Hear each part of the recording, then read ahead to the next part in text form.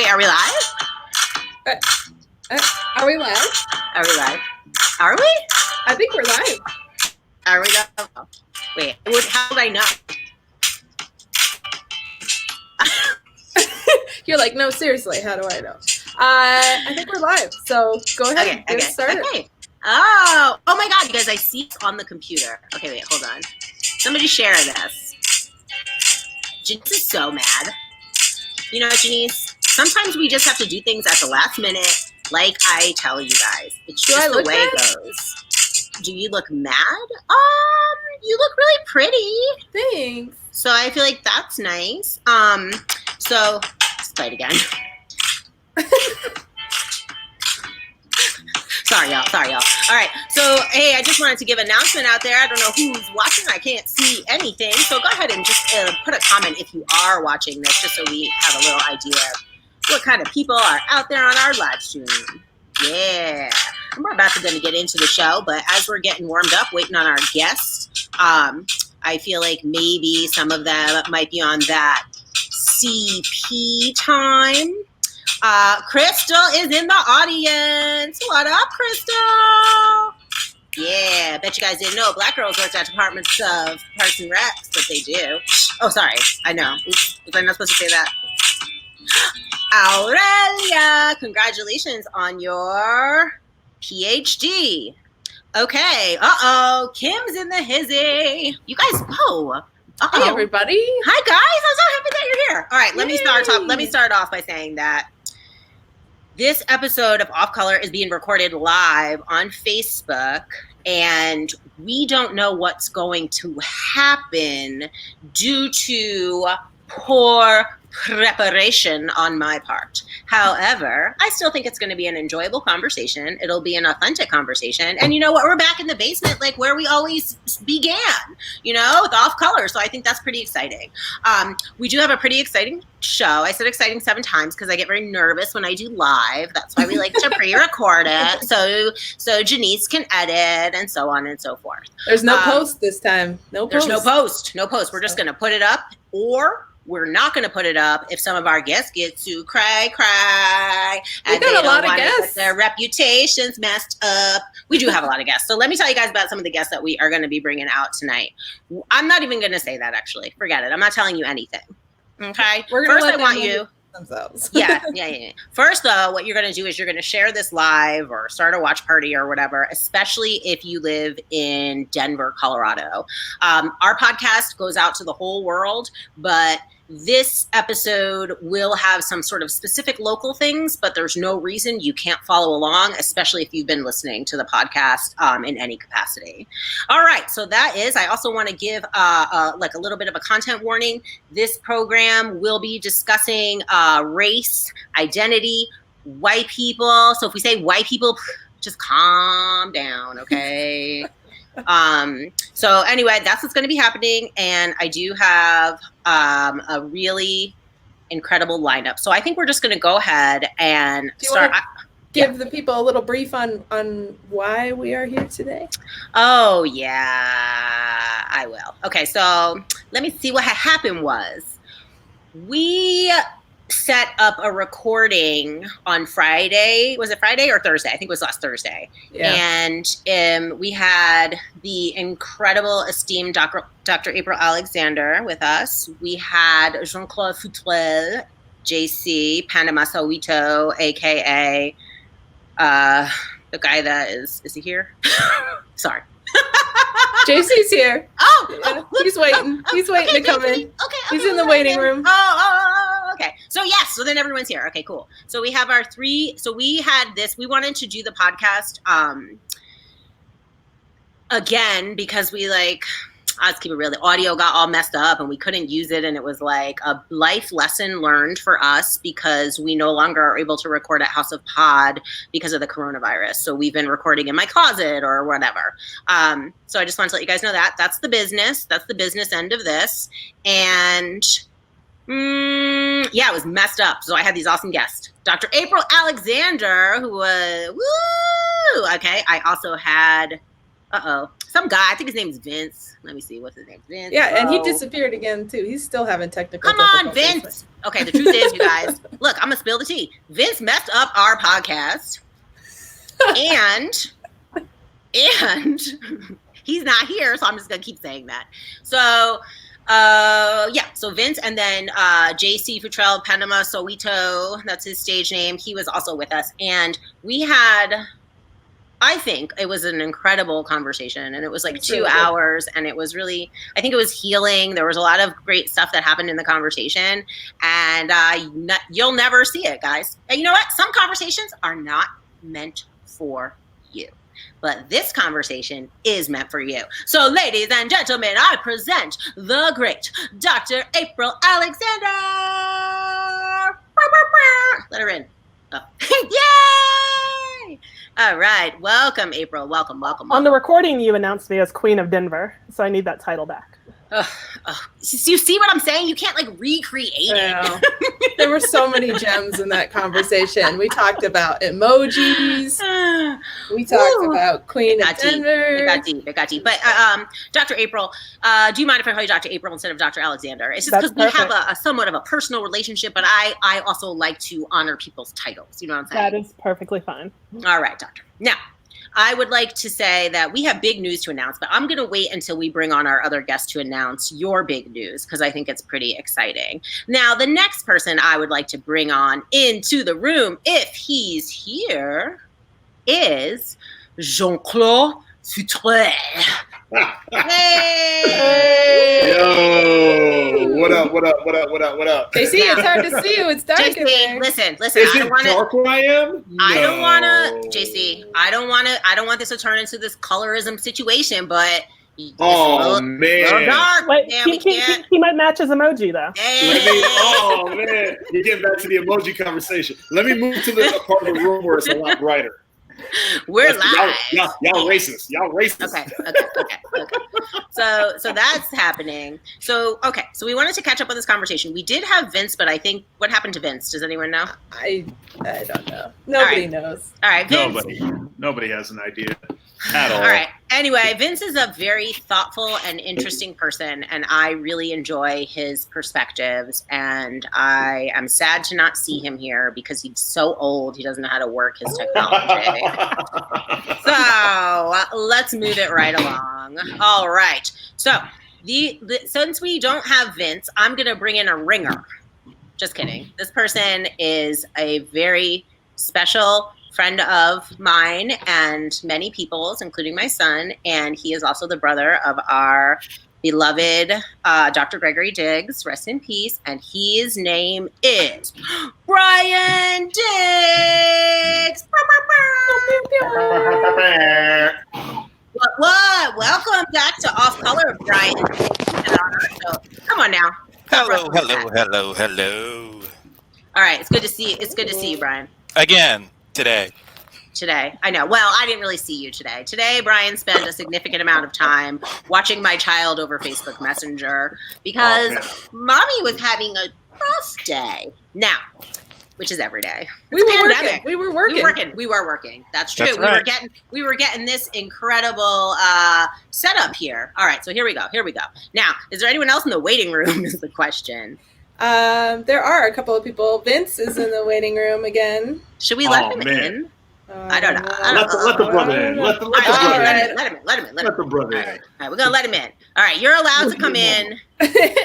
Okay, we're going to let it. I tried to introduce you, but you're too old. Ageism. I heard the ageism. Listen, ageism is a serious topic, and I too am a victim of ageism, Vince. But anyway, here we go. Who's next? We have one more guest in the waiting room. This is so many people. I love myself right now. Okay, get in there. Bring them on in. All right. Who is that?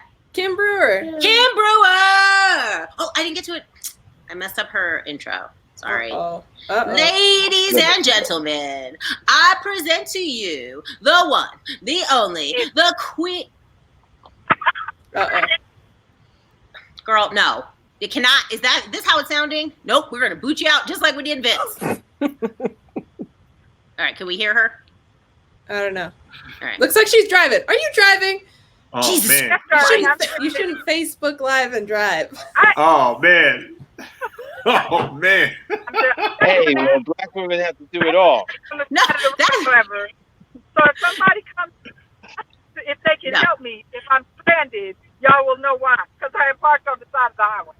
listen, you need to get off the phone and come back later because this is too stressful for me. I'm serious. I cannot handle it right now. So call back and see if you can get in later. We'll catch you up. All right. Okay. I'm sorry. Did she say she was pulled on the side of the highway for your As show? she was just driving. I don't think she was pulled over. I saw a lot of things going on that window. Hey, Janice, snitches get stitches. Let's just leave it there. We don't know what we saw. Okay. Oh man, do we really have to bring that part of the African American experience in here? Is like snitches get stitches? Really? I mean, that almost got Melo kicked out the NBA. Okay. Well, All right. Rebecca showing she has street cred. I do. A little bit. Just a little bit. Okay, I don't. Right. I have no street cred. I grew up in Westchester County, outside of New York City, and I still claim New York from time to time, but I now live in Denver, and I am hard in Denver, right, guys? Mm-hmm. Mm-hmm. Fine. All right, Janice, you're in charge. And she drinks her white wine. I know, right? All right, folks, what brings us all here today is the Mosley versus Central Park conversation. On Monday, it was announced that the new name is the Vanilla new Latte. name- Vanilla Latte. Basically. It's not even a vanilla latte. It's not even as good as a vanilla latte, you know? But anyway, carry on. All right, here we go. So we wanted to get input from all of our lovely guests on how they got involved with the name change movement, and also kind of what their thoughts are on how things played out. So I think this is a great idea to just do it right here on the Facebook Live. If you guys have any questions or you want to call in or whatever, let us know in the comments. Someone should be monitoring those. And then I just want you guys to know I'm going to kind of moderate you guys, and then Janice's going to have to moderate me. Does that make sense? Okay. All right. Let's hit it. Dr. April Alexander. Before we get into this Mosley versus Central Park discussion about the rename of the Denver airport, formerly after Ku Klux Klansman Ben Stapleton, I would like to talk about one thing. I think we should all just give the newest appointee to the Citizens Oversight Board of Denver County and City is Dr. April Alexander. Okay, and I think, that's real, though. That's real. So, April, could you talk just really briefly about what your role is going to be in this new position? Yeah, what I hope is that the Citizen Oversight Board here in Denver, they oversee some policies, procedures, and the excessive force complaints that come through the Office of Independent Monitor. And the hope is that they hold that board accountable for the injustices that are happening within our system. So I was interested in this role as my background in forensic psychology, bringing some science and evidence to this. So hoping that we can start doing better policies around hiring and training of police. And then again, lastly, hold police officers accountable for their misbehavior when it does occur. Okay, I like that. May I ask a question, or is it too crazy? May I? So what about if, nope, Janice looking at me. Never mind. Go ahead. You do you. It's your show, man. No, I can't. I wonder about the because to me, I'm hiring. I'm get rid of all of them, start over, redefine what policing is, what safety is, and just and then people can reapply, right? No. If they're well, good. I think that's the conversations we hope to have. I want to bring more community into these conversations and define what is safety, what is public safety, when are opportunities when there shouldn't be police called to certain calls that are not kind of crisis or anything like that. Let's have mental health be involved in those calls. So I'm hoping in my role to bring in that perspective and let's reform and just revamp altogether, as you were saying. I have a question. When do I get to come down and talk at the meeting? for the Citizens Oversight Board? Like, is that a thing I can do, or? Yeah, the meetings are the first and third Fridays, and they are open for public comment. So again, this just happened today, so I'll loop you all in on next steps. Isn't this Friday the first Friday? Right. Is there going to be a meeting? I think so. Will it be accessible to us digitally for those of us who are terrified of the coronavirus and still remember we're in a pandemic? I believe they are online right now, so I'll make sure to get that to y'all. Oh, well, then I'll see you Friday. All right, fantastic. Sorry, that was a segue, but what can you do? Next. All right. So April, I'm just really glad and excited that you had that opportunity. All right. Thank you. So the other people that are here on this call right now are part of people who feel some kind of way about having a neighborhood named after a Klansman. So I would like to go ahead and ask Vince Bowen to just give us a brief overview of what Black Lives Matter 5280 did in regards to the Stapleton name. Well, as I think as you already alluded, Dr. April Alexander and I are part of BLM 5280. Everyone should know what that means. For those outside of Denver, that's the elevation of Denver, the Mile High City. And 5 years ago, 2015, a group of folks, some who had been working in Stapleton, some who had been living there within BLM 5280, started talking about the long history. Juju Nkrumah, others who had stood up against the name ever since the FAA decommissioned the airport and turned it over to the city of Denver. Actually, there were folks who, even before it was an airport, were against the name as well. So one of the myths that's been going around is that, hey, this aired about Stapleton being a bad guy after the fact. When he was elected, folks knew that he was a Klansman, member of a terrorist organization, anti-constitutional, etc. So if we want to pick folks, we just pick anti-constitutional terrorists, and we'll probably be okay with people being named after stuff. So anyway, we recognized that there had been a transfer of wealth. The Green Book, wonderful document put together in the early 90s, stated that the new neighborhood should reflect the surrounding neighborhoods, Park Hill, Montbello, and Green Valley Ranch, in terms of diversity, principally ethnic, all majority people of color, age, and education. They talked about certainly the open spaces and the wonderful park. And they really put together a beautiful vision of a new urbanist community that was going to be an extension of the surrounding community. And what we got through the developers and through the lack of oversight by the city is a city that was not only whiter than the surrounding areas, it was whiter than Denver, it was whiter than Colorado. That takes a lot of work. All right. Wakanda for white people. Exactly.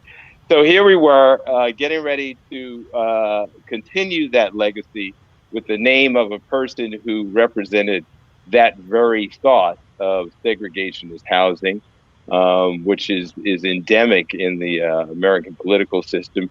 Read Richard Rothstein's Color of Money. This stuff is not unintentional. It's very intentional. And so we said, hey, we want to talk about, one, the fact that Stapleton stood for all of these things, and two, that there has been a transfer of wealth. There are not enough affordable housing units. There are not enough apartments. There is enough access to the facilities. And all of the dreams of the Green Book have not been realized by this development. So we started the hashtag Change the Name. Folks, your dad, Dr. Gregory Diggs, a bunch of folks started and followed on what we started with the Rename Stapleton effort. We went around back to 2015 with flyers, made up 1,000 flyers and put them on porches, let people know, did you know that your neighborhood was named after Klansman number 1128? And then from there, the Rename Stapleton group did a wonderful job of getting the word out, doing talks, etc. Rebecca, you've been very active up until JC and other folks being active in the rename process to take us to where we are today. Well, all right. I'm going to go ahead and give our shout out to Rename Stapleton. And the truth is, you guys, Kim Brewer was our Rename the Stapleton person. But yes, exactly. I know. So we're waiting. I hope she'll maybe can come back in. I don't know exactly what's going to happen with that, but she did call in from her car, and I couldn't. It wasn't going to work. But Kimmy Cakes, if you're listening, come on, get in here. And if anyone else has questions or concerns or comments, drop them in. We're going to go till about 9:00. So that's just to give everybody like an idea. It's like a call-in radio show. So Vince, I liked your description of everything that had happened. I thought I heard you call Greg Diggs Brian's dad. Did you say that? Did I say something incorrectly? That's his brother, and oh, okay. And I don't know why. I think that's really funny. I thought his son was here. His son is also an incredible His son is actor. here. Yeah. His son is here. His son was on our the first season of Off Color. I think he was on like our maybe episode 5 or 6, but it's a great episode, to listen to. It's probably one of the moments when my microphone and headphones weren't working. Old man that I am. Yeah, I am not a fan of your headphones. But anyway, okay. I apologize, brother. It's okay. I know. It's hard for a black man. I get it. Blah, blah, blah. Okay, just kidding. Sorry. But let me just point out one other thing. Speaking of black men, I'm sure that there have been many black men involved in this, but I think what we definitely need to see and understand is that this has been a long and well-held struggle by Black women who we know, let's face it, they raised America literally, and they are continuing to act as what I call accountability advocates, trying to get us to live up to the letter of the words that we hold so near and dear. And they've done a wonderful job, and it's great to be part of BLM 5280 that was part of that as well, and to be part of this group here and Rename Stapleton and so forth. Yeah, I think that the reason it's so personal to me is because I live here, right? And I wanted them to change the name, and I also looked at the changing of the name as like an opportunity to do something. And so when I talk about the name change and us voting to get a new name, I mean, there's a whole other story, and I like kind of don't feel like telling it right now. So let me see. You were certainly not quiet about this topic by any means, and we actually discussed it at length in season 3, episode 3. I think it was The Myth of Malicious Intent, part 1. So if you want a little bit more background on this story, go back and check out that podcast. But yeah, this is kind of Rebecca's thing. It's just a little thing. So when we were able to start like voting for names, that is how I re-met JC. So JC, could you talk to us a little bit about your involvement in the rename before we get into the part where I start calling everybody racist and stuff? So you go ahead and just tell us a little bit about your involvement in the rename effort. Yeah, sure. I've been in Denver for a long time, over 30 years, and being a kid coming to Denver, I remember some of the early conversations being about the Stapleton Airport being named after a Klansman. And I remember as being a kid, like it really sticking in my head because I came from back east and not really sure what, our family had gotten us into moving out here. And when I say family, we were brought out here by my grandparents, John and Edna Mosley. And the Mosleys here in Denver have a storied history, a legacy that dates back over 100 years. The first Mosleys came during the Silver Rush, before the turn of the century, and so what's really interesting about how I got pulled into this was through the renaming discussion, and on one of the Facebook groups, a resident of Stapleton had posted that Mosley would be a good name to rename the Stapleton neighborhood. And it got some traction on this Facebook post. I think this particular post had over 100 comments, whole bunch of likes, people going back and forth and talking about the Mosley name and who are Mosleys and so on and so forth. But then another Stapleton resident, her name is Rebecca Stark, took a screenshot of this particular conversation that was happening and sent it to me because she knew that I was part of the Mosley family and that it would be important for the Mosleys to know that our name was being in this discussion. And so I thought it was incredible. I immediately took it back to the elders of the Mosley clan, those of us that are still remaining. My grandparents, my grandmother died in 2014, and my grandfather not more than a year after, 2015. He couldn't live without her. They were together over 75 years. And so the Mosley clan gave me the thumbs up to go ahead and get in this fight if I was willing to pick it up. They were not. Which was understandably so, especially in this moment. And so my immediate family, my wife and my kids, we started a campaign to change the neighborhood formerly known as Stapleton, now known as Central Park, to Mosley Park. And we built this amazing cohort of artists and activists and neighbors, and all kinds of people came together and rallied around this campaign that we ran. And we faced some challenges. We faced some overt racism and some very obvious overt racism throughout this process. We also built a coalition of people that I think are ready for change, not just in symbolism work for Stapleton, but also in some very systemic work in the neighborhood when it comes to inequities, which I'd love to talk about a little bit later. But that's how I got pulled in to this issue that is a very serious one. And how long ago did you start that campaign for Mosley Park? That was a month. We jumped in almost immediately after that post was sent. Yeah, it was almost immediately. I built a website. I built a GoFundMe. I built a change.org. I built a Facebook group all in the same evening so that we jump right. Yeah, but what year was that? We're talking about 2020, the year of COVID. Yeah, great. Okay. Yes. So, but it's wild, right, that we had this super fast. Oh, sorry. Why was Mosley such a good choice? Mosley. Yeah, sorry. You mentioned the post by that particular individual, but when we were recording last time on Thursday, the content that went missing.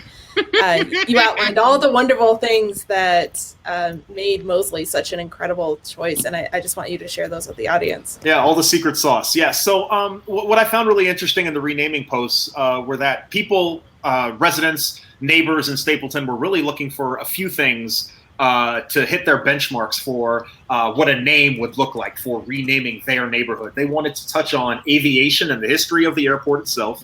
They wanted something that reflected Denver, specifically. And then some people were talking about some kind of cultural reference, something that would show a statement as the opposition to having a Klansman, a terrorist name. Why don't we just call the Klan what they are? Because we say the Klan and it doesn't stick with people. It doesn't stick with people. The Klan, they are a terrorist organization. They have terrorized people of color in this country since their inception. And so we really need to talk about that, because I think that what's been missing in this conversation is white residents not understanding the outrage to some of us in having a neighborhood named after a card-carrying Klansman. But anyways, back to the Mosley. Use the terms. We're going to use the terms. Yes, sir. Yes, sir. So when we get back to the Mosleys, my grandparents specifically had hit all of those check marks exquisitely. The perfect check marks. My grandfather, retired Lieutenant Colonel John W. Mosley. He was born and raised here in Denver, 1921, right on 24th and Marion, in now what is the playground for Whittier, ECE. My grandfather went to Whittier. My grandfather went to Cole. My grandfather went to Manual, where he was an undefeated wrestler, valedictorian. Then he went to go to CSU, where he became the first lettered black athlete at CSU as a football player. He actually went up there with Mr. Cousins. I don't know if you guys know the Cousins family. Of course, if you're listening, property owners in 5 Points, they bought a Model T Ford together and drove up to CSU and forced them to let them enroll, which was incredible. And so there, he then went on to get his private pilot's license. and wanted to fly for this country. So he joined the Tuskegee Airmen, but it was through a lot of trial and tribulation. He had to write several letters. The community had to write letters on his behalf. But he finally got in. And so my grandfather was a Tuskegee Airman, so it hits the aviation point to the conversation. When it comes to Denver, like I said, the Mosley family has been in Denver for over 100 years. And then when it comes to people of color who have contributed to the fabric of this great city, my grandmother herself was the first elected official of color to the Aurora City Council. She also started a bank called the Colorado Women's Bank, which then grew into Co-Biz Bank. And she just was, some people's version of the perfect person. She was my perfect person. She never had a bad word for anyone. She opened her door to everyone. And it was just an amazing human being outside of being a very polished politician at the same time. So it just hit all the check marks. The Mosley name hit all the check marks for what was being asked of to rename Stapleton. And the community chose to go with all those charts, ironically. Well, may I speak very quickly as someone who is on the advisory board? What? No, it sounds terrible. Is everyone just pretending like Vince doesn't sound terrible, or what? I wasn't pretending. I sound It's like terrible. I sound more choppy. terrible than I did. Yeah, your signal's not great. Your signal's bad. Do you have like some? Look, I'm gonna get in trouble. I'm like, what kind of phone? You about to start talking. You about to start talking. I know. Digital divide. Okay, here we go. I'm on Wi-Fi. Oh. It's a little better.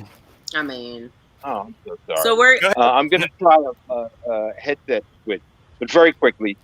3 criteria: unique, business-friendly, and inspirational. And Mosley hit those all exquisitely. It's 2 syllables, and Mosley Park, obviously 3. And it's unique. I'm not certain. The URL for Central Park just might not be available, but we're not trying to market. Sorry. And then third, it was supposed to be inspirational. And just like we were saying, these folks, the Mosleys, have been accountability partners trying to help us live and be our better selves throughout their lives. So all of those things in check. So I'm just affirming with the same thing. And that I appreciate that, brother. Clearly understood in the committee as well. But we have to say that was inspirational for people of color. It wasn't inspirational for white folk. As the white folk on these committees, that wasn't inspirational for them. Clearly, as we can see by the name. But even wanting to change the name was problematic. Yeah, and the ironic part about this too is that our family name Mosley, was brought to us, in this instance by a white resident of Stapleton. And I got to give a shout out to Andrew Reed. Like, he really thought that it hit all of his check marks, and he was the one that suggested it, and so I was inspired by him. And just by going through the rest of the process and seeing how the conversations turned so overtly racist and negative and discriminatory and just filled with allegations and lies and innuendo and all this other stuff, it just was really interesting seeing that there is a very split community in Stapleton, a very progressive community on one side that is ready for change and wants their neighborhood to be very diverse. But then there's this underbelly. There's this other side of Stapleton that's very racist and very, let's start secret Facebook groups to start talking about all our racist things to ourselves, and and it's very real. And Rebecca, I know. Rebecca, talk to these people about this. I know about my neighbors. I know about my neighbors. So someone should probably share this with them. And then this is when I always get in trouble because that's what it felt like. When we chose the name, right? It felt like, well, if it can't be named after a Klansman, then it can't be named after anyone. Well, even before that, even before getting to the name change, just agreeing to remove the name was, but we voted. We all voted, so we shouldn't have to change the name because we voted. Yeah, that part was that was also part of why I would never shut up about it, right? So it was like they kept saying we can't change the name, because of this, and then we had this bold beep vote, right, where only property owners could vote. It was like it was like a perfect example, honestly, of like voter suppression. And just it was incredible, really, and I used that as my shipness test for the 2020 elections for November. I was like, well, if the neighbors decide to keep the name, then we're going to have Donald Trump for 4 more years. That is what I said. Then with this iteration, with Tay Anderson going on CNN, and thank God, like all of the groundwork was already laid there, right? So we already had like people who were behind this. As Kim Brewer had mentioned, there were like 1,200 people who voted to change the name. So we had all of these people that were interested. This is how we like do. Speaking of Kim, she's here if you want to add her. I do, but I can hear myself on something. So yeah, I'm not sure whose it is, but who doesn't have their headphones on? I don't know. Let's get Kim in this conversation, though. All right, Kimmy Cakes, I just said your name. All right, ladies and gentlemen, I'd like to present the greatest, the goddess, the queeness, the activist. She's okay. Sorry, April, you're also the queen. Okay. All right, and I present Kim Brewer. Kimmy. Woo! All right, Kim. We just mentioned. Baby, finish your thought. Because you know I can't finish a thought. I got mental health. I should know better than to interrupt. You're supposed to moderate me, Janice. I was trying. She did. Kim is in the house. Come on, Kim. Kim is in the house. You mentioned Kim. I brought Kim in the house. All right. So Kim, I was just saying, I was quoting you or paraphrasing you, saying that even though the neighborhood, we didn't win that first vote, it was useful because you had all of these people, right, that you had connected with who were something. Hit it. Well, with that intro, I can't screw it up. I think what was poignant for me is, like has already been said, the neighborhood is very divided. You have those people who get it, who I really believe honestly get it. And then you have those people who are still lost in oblivion. And that is what makes this such a bittersweet victory. It's a victory in that there were so many elders who came before us, who started this fight long before we ever got here. You know, yes, absolutely, Dr. Diggs. I am humbled to have been part of an organization that he poured his blood, sweat, and tears into. I look at Juju Nkrumah.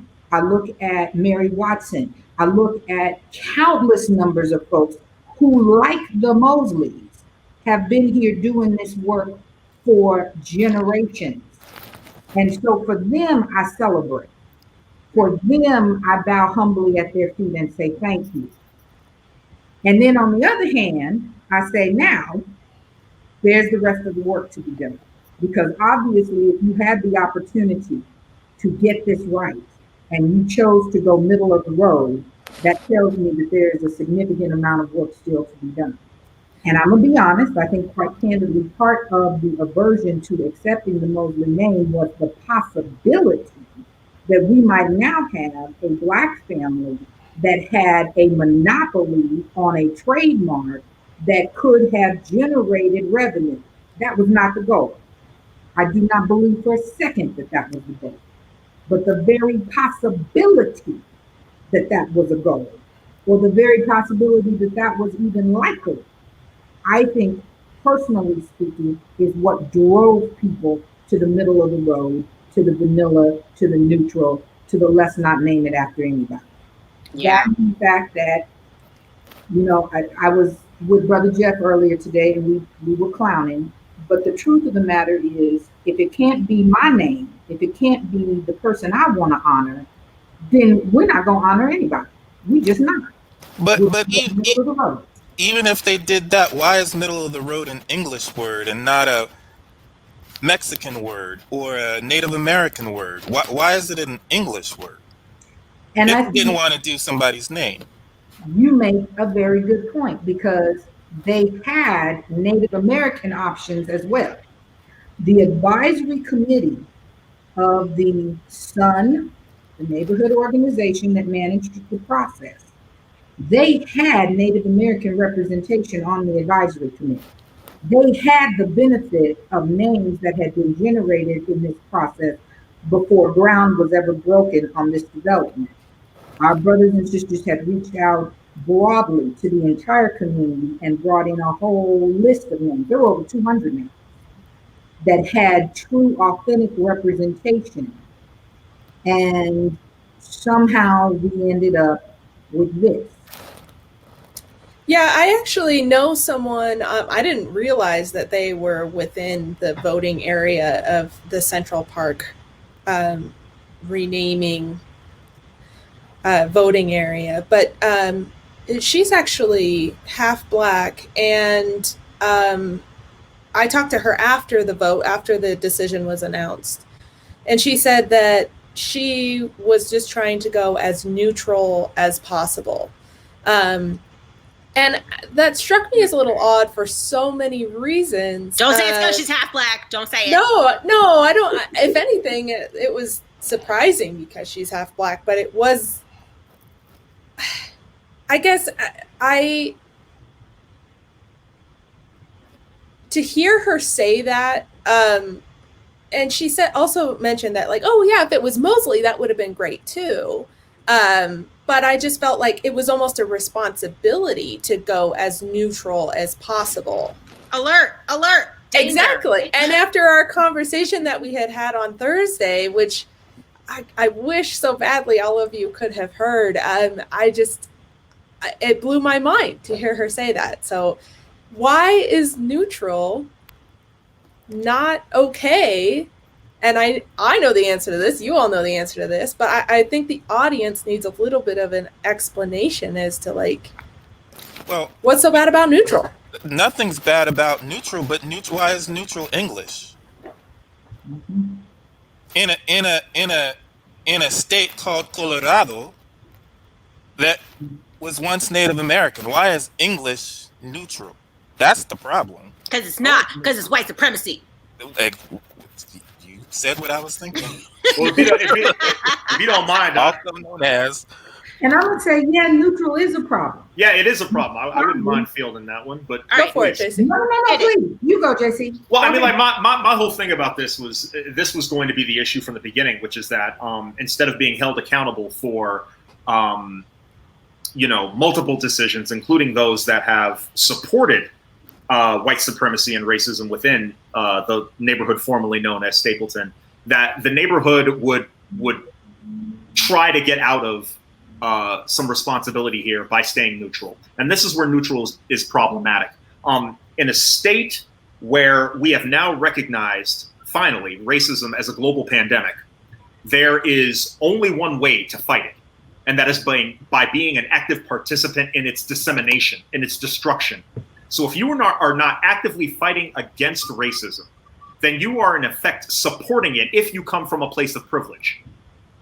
If you come from a place of privilege in this country, if you have ever benefited financially, academically, socially, spiritually, emotionally, in any which way, shape, or form in this country based on the premise of its foundation, which is white male land-owning supremacy, if you remain silent and neutral during times when people are demanding reparations, are demanding to be seen, demanding to be heard, demanding just equal protection under the law. How about that? How about just equal protection under the law? How about we don't want more than you? How about just stop killing us? How about that? When we are demanding that right now, to have people in privilege who have the power to help enforce such policies to protect their fellow neighbors, brothers and sisters, to say we are going to remain neutral, even symbolically, is a failure. But it is a failure in social justice. It is a failure in social justice. That you just mentioned is the neutral. The white supremacist stuff, that's not neutral. Central Park isn't really. Why is that neutral? That's not neutral. No, not at all. If anything, Central Park is loaded when we start talking about Seneca Village. Exactly. So I'm saying go with neutral And neutral doesn't have to be somebody's name, but neutral can be a Mexican name, since Colorado once was part of Mexico. Spanish is the language of the colonizers. We can go with a Native American name, since that's neutral. Why is the Native American name not neutral? That's what I'm saying. So getting rid of white supremacy is neutral, or it should be. That's what I'm saying. That's the challenge. It's not recognized as neutral. Right. You bring out a very valid point. Right. Even when you have people who are striving for what they call neutrality, they are still buying into supremacy, because supremacy is so inculcated that it is what's considered neutral. I'll give another classic example. We are being told right now, as people are marching through the streets fighting for justice, for humanity, that's extreme. Bill Barr has called the reaction extreme. Why is that extreme? What would you be feeling if it was your child? What would you be doing if it was you? The bottom line is, even what is considered neutral is not neutral, because it is so rooted in what is racist. Thank you. Yeah, if I can just add on to that, because that was so eloquently stated. I just, well said. It's so well said. I think that one thing to really drive that home is, if there are people screaming for equality, but then on the other end, other people are screaming for neutrality, to not get in it, they are in effect supporting what is keeping those other people oppressed. It is that simple. It is that simple. If we are saying, set us free, quit treating us in this dehumanizing manner, in all ways, if we are screaming for that, but then the people who have the opportunity to make that change say, nah, we're not going to get in that fight. Yeah, it was really. That is telling. That's all I wanted to say. I wanted to interrupt because I am bad at social cues right now. Because you guys are so small in my little thing. But no, because I was thinking when you were saying that, like, I'd like to talk to my psychologist, Dr. April.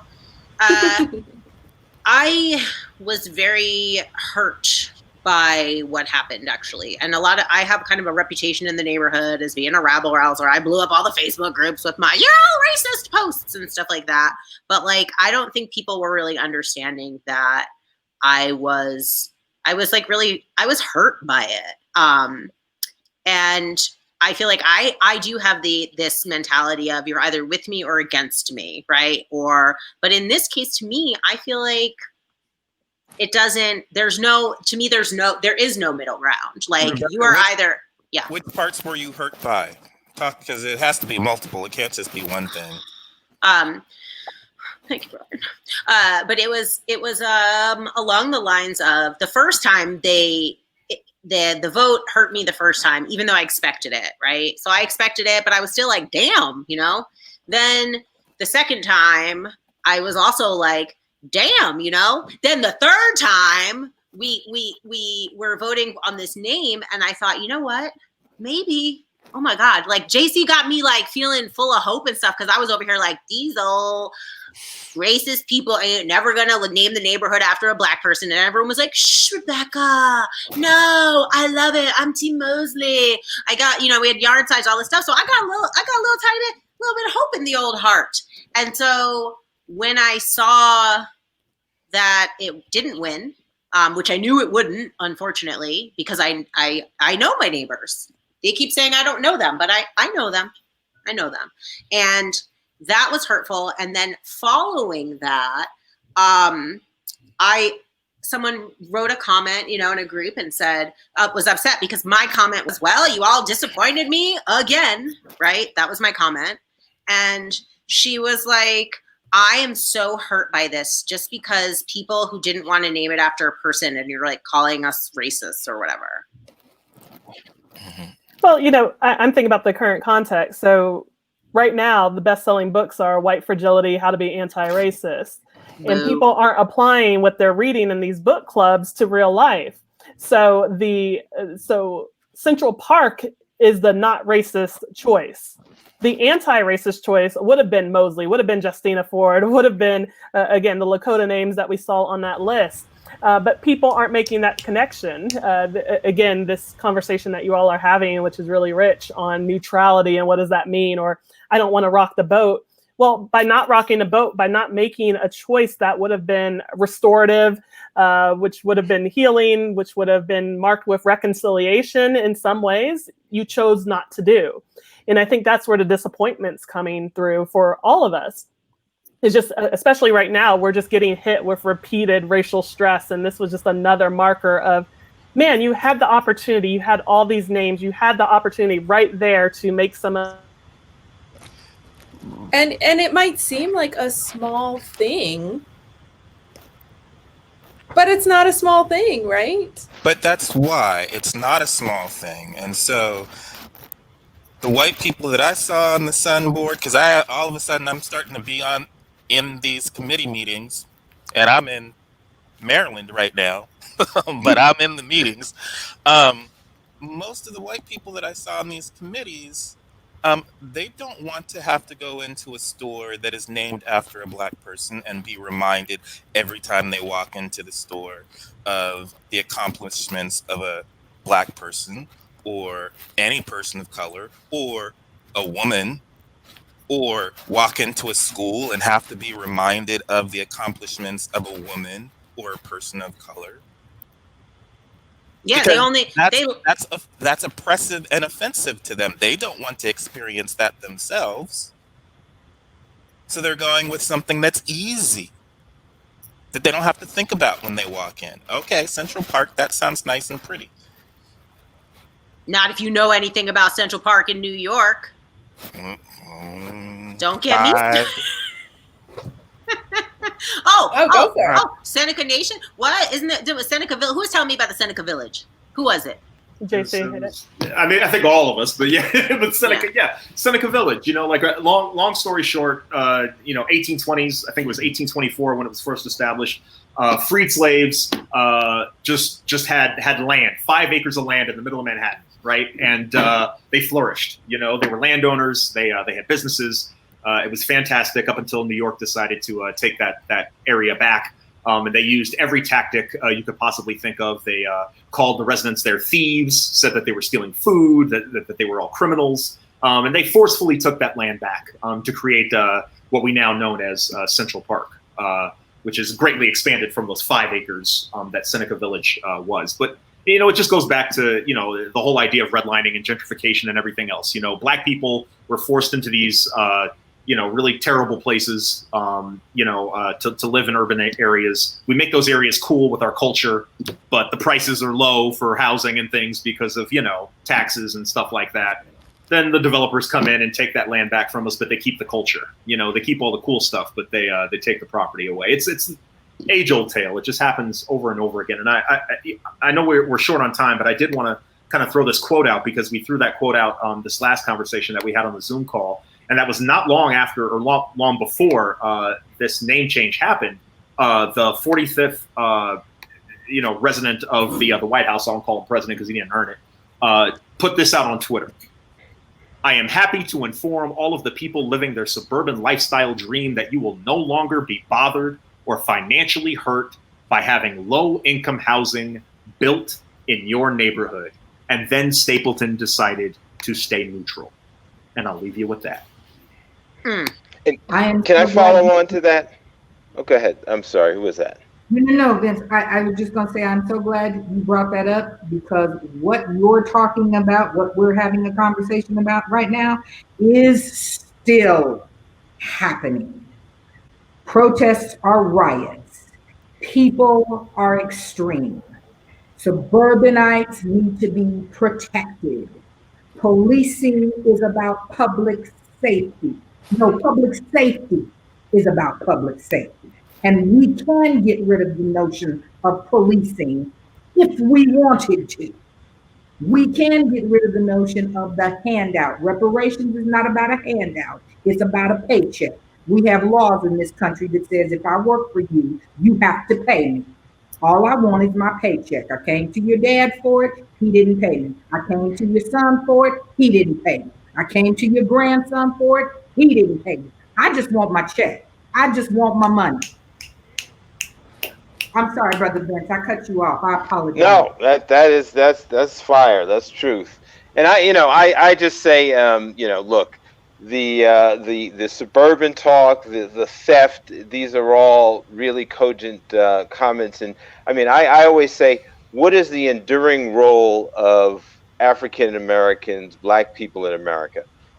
The answer is that we represent luxury by our absence, right? Mm-hmm. If you want to be in a luxury neighborhood, you go where there's no Black people. You want to be in a high quality school, you go where there's no Black people. Country clubs, all of that. So, and it's a hustle. It's a complete hustle. So if you read Rothstein's book, you'll see that this was an economic hustle to get people who were now coming out of post-World War II, getting the GI Bill, getting the Federal Home Loan Agency, all offered to white people.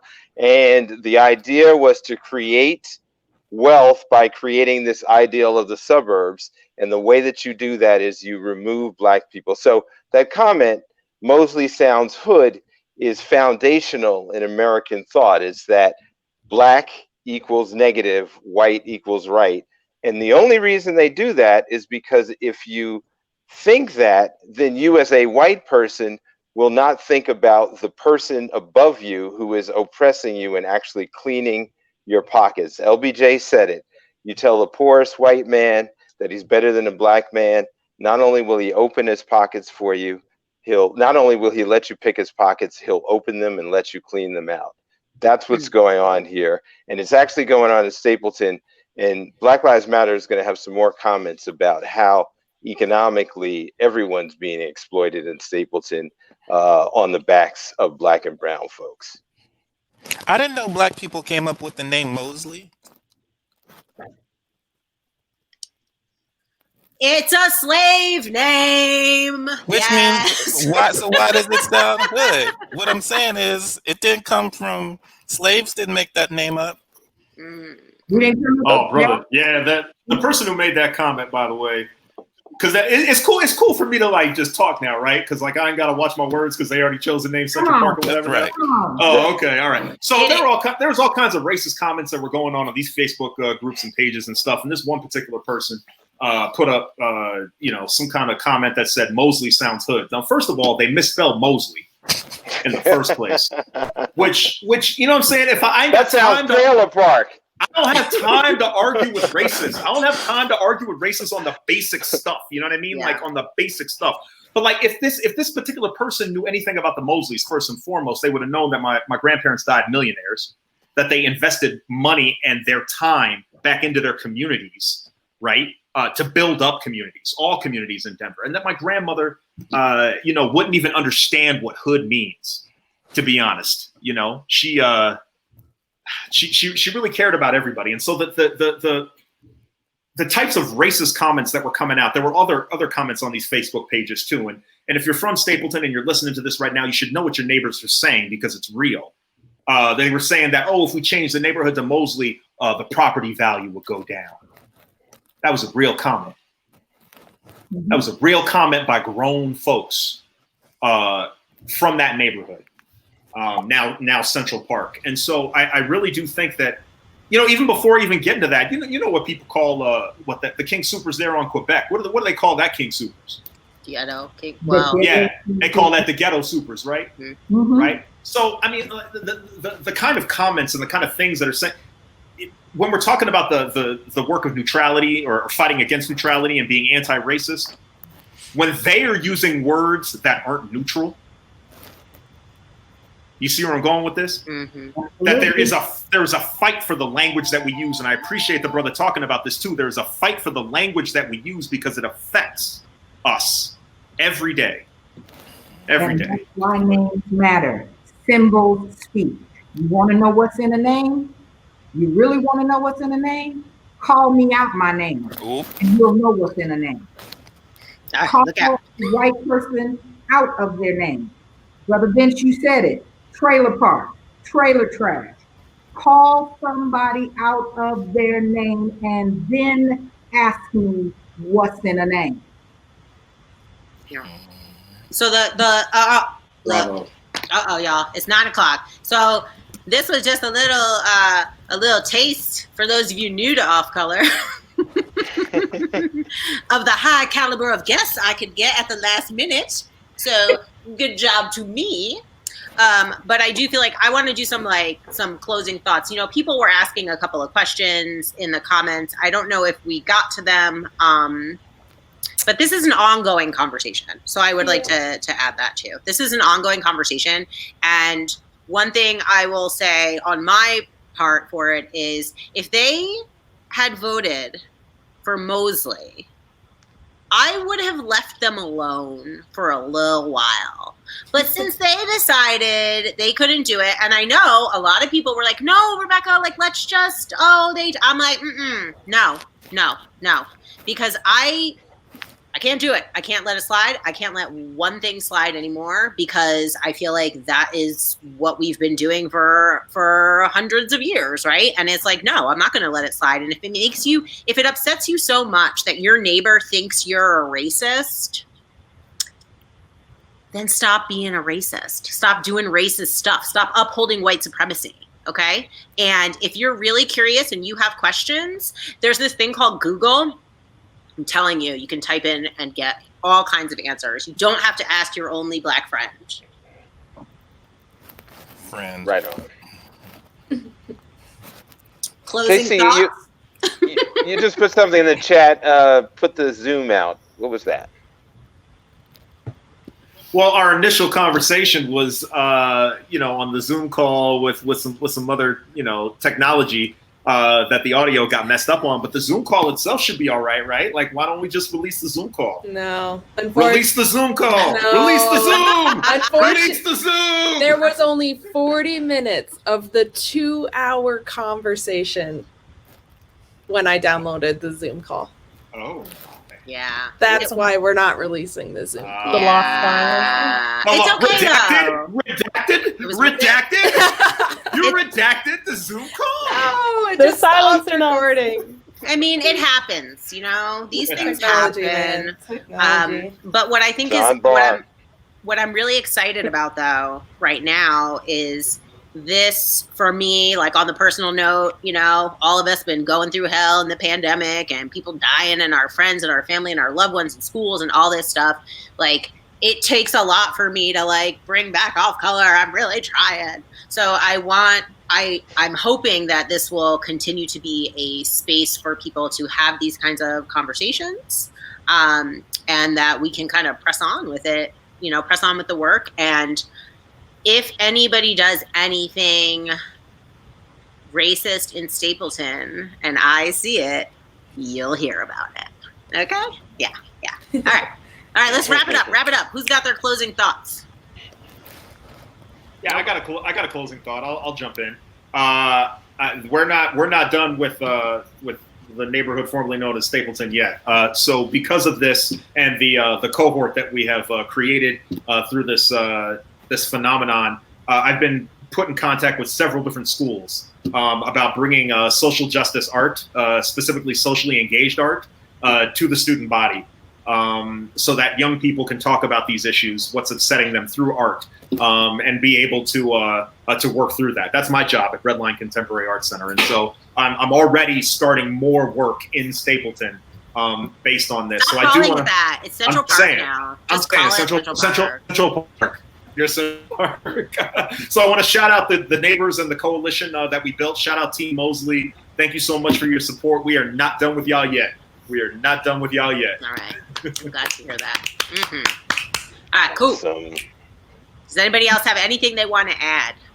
And I think same. I think we're not done yet. We're trying to hit this from all sides of what's kind of going on in our city and in our country. They keep trying to silence us, whether it's gassing us at protests, gassing us at violin vigils, or trying to run us over, or not naming the city Mosley.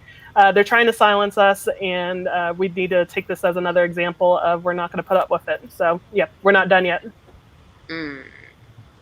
And rename is not going away. Just because we got the name changed does not mean we're going to sit down and leave people alone and let them be happy. The fact that they missed this opportunity makes it more obvious than ever that we need to be on our job, and so we are. I want to say a personal thank you, though, to Brother JC, because I am a product of your grandparents. Your grandmother, the Honorable Edna Mosley, took me under her wing at 18 years old, and I had the privilege of standing on the floor of the House of Representatives right here in Colorado while she was gracious enough to acknowledge me as a young person in the resolution that I still keep in a book in my mama's house. So understand that. Your uncle, John Mosley, before he passed, told my mother, who worked in King Supers with him, Peggy, don't stay here and die on this job. 2 weeks later, she retired from that job. And it was by the grace of God that she did, because I have her still with me. Brother John is gone, but I still have my mom. So I owe you a debt of gratitude. I owe the elders who fought in this community a debt of gratitude. And that's why the fight doesn't end with us, because it didn't start with us. Mm. I can't tell you what that means to me. Thank you so much. Thank you. All right, that was beautiful, y'all. I'm not sorry. I saw a comment and it made me laugh. Crystal, I'm not crying. You're crying. No, it's beautiful. You guys, I love you. I love each and every one of you. To anyone out there who is watching, to our family, we'll probably try to do this whenever we feel like it, because I just do what I feel like doing. But if you want to be caught up to this, you may want to consider becoming a Patreon for Tan Tigress. I have memberships as low as $1 a month. And but it'll always, the content will put it out for you. But if you want to make sure, or follow us on the Facebook Off Color podcast page or Twitter Off Color Pod. Anything else, Janice? Do I need to wrap up? Yeah, I think that's going to be it for this evening. Oh, shit. All right, well, don't let your beard wiggle on your microphone. Hold on. Defund Aurora Police Department. Right on. Yeah, man. Aurora Police Department, listen. Well, I don't even know what to do with them at all. Like, honestly, that is a situation where I seriously think you have to fire every single person, and then you can hire back that black lady that helped that one time we saw her. Like, that lady, she's okay. She could work with you, but the rest of them, sorry, nope. Well, I'm sure we'll be having many more conversations about the efforts for defunding the police and how we can readdress concerns for our communities moving forward. So make sure you like and subscribe anywhere you listen to podcasts.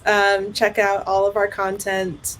Up to this point, we've had some really amazing conversations, and I just want to let everyone here know that I am so grateful that we were able to have you all on Off Color. Thank you all. Thank and you support independent journalism. You all are vitally important. Thank you, Tan Tigress, for doing what you do. Great. I got it. All right, I'm going to do a screenshot real quick.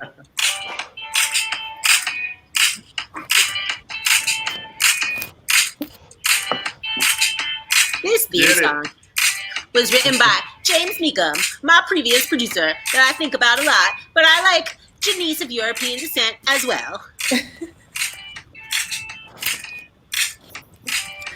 Bye. All right, y'all. We out. Bye. Okay.